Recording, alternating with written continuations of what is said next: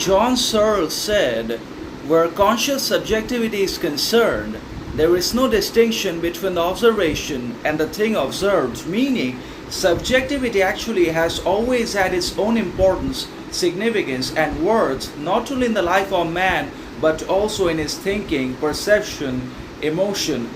experience, as well as in his actions. And that means we have to have a certain degree of subjectivity about ourselves that dominates and controls not only our thinking, understanding, or behavior, but also influences and motivates and betters our actions in one way or another, because constant exposure to objectivity and materialistic possession, achievement, or pleasure is going to ruin our behavior, destroy our character, and dismantle our ability to be kind, understanding, and emotional under different circumstances and situations as per the requirement or the demand. And that's why subjectivity is fundamental in itself. It is also very indispensable and imperative when it comes to human beings and their lives, as well as their actions and relationships with themselves, as well as the other people around in society. Without emotion, without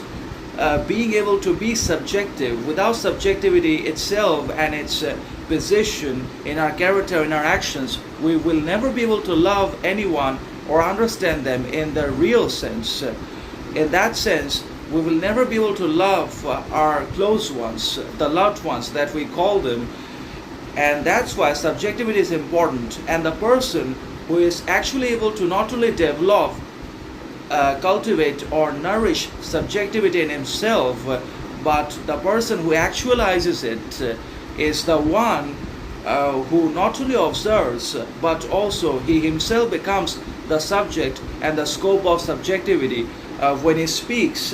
there is subjectivity. When he thinks, when he behaves, when he acts, he does all of that with a touch of subjectivity that makes him stand out in different challenging situations and difficult circumstances, both internal and external. And in spite of unrelenting external pressure, societal challenges, and the demand to be highly materialistic in the modern society by the modern world, the subjective man will always be able to retain his subjectivity in his character and in his actions. So the observation and the thing observed for the subjective man are the one and the same, because he has mastered himself and he has the enough strength, confidence, courage, and character that allows him to not only develop subjectivity but also to stick to all of his